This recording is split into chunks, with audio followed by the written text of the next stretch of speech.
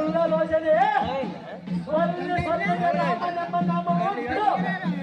ಚಕ್ಕರ ಮಿಕ್ಕುಳ್ಳ ಐದ ಮಂಡಲ ಬಂದರೆ ಚಕ್ಕರ ಸೌರಿದ ಸೌರ್ಯ ಪರಾಯ ಮಾಡುವ ವಿಕ್ರಮಣಂದರೆ